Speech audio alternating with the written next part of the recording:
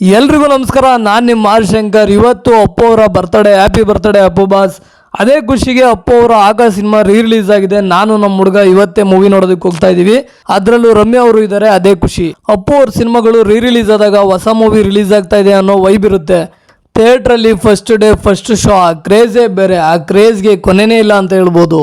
Actually ನಾನು ಅಪ್ಪು ಅವ್ರನ್ನ 4 times real ಆಗಿ ನೋಡಿದ್ದೀನಿ. ಎಷ್ಟೋ ಅಭಿಮಾನಿಗಳು ಅವ್ರನ್ನ ರಿಯಲ್ ಆಗಿ ನೋಡೋದಕ್ಕಾಗಿರಲ್ಲ. ಅದೊಂದು ವಿಷಯ ಪ್ರತಿಯೊಬ್ಬರಿಗೂ ಕಾಡುತ್ತೆ.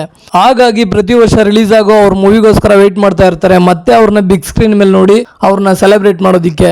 ಈ ವರ್ಷ ಆಗಸ್ಟ್ ಸಿನಿಮಾ ರಿಲೀಸ್ ಆಗಿದೆ. ನೆಕ್ಸ್ಟ್ ಇಯರ್ ನೆಕ್ಸ್ಟ್ ಮೂವಿಗೋಸ್ಕರ ಅದೇ ಜೋಶಲ್ಲಿ ಕಾಯ್ತಾ ಇರ್ತೀವಿ ಅಪ್ಪು ಅವ್ರನ್ನ ಸೆಲೆಬ್ರೇಟ್ ಮಾಡೋದಕ್ಕೆ ಥಿಯೇಟ್ರಲ್ಲಿ. ನೆಕ್ಸ್ಟ್ ಇಯರ್ ಅಭಿಮಾನಿಗಳ ಆಸೆಯಂತೆ ರಾಜ್ ಸಿನಿಮಾ ರಿಲೀಸ್ ಆದರೆ ಸೆಲೆಬ್ರೇಷನ್ ನೆಕ್ಸ್ಟ್ ಲೆವೆಲಲ್ಲೇ ಇರುತ್ತೆ.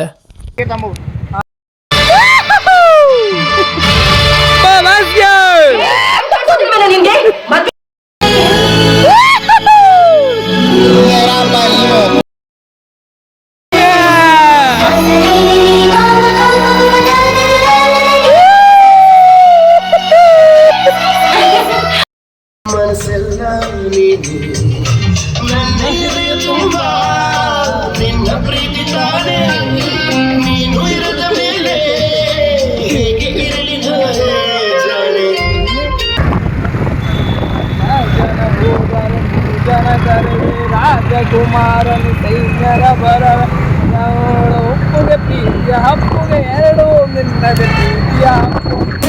ನಿನ್ನನು ಪಡೆದ ನಾವು ಪುನೀತ ಬಾಳು ನಗು ನಗುತ್ತಾ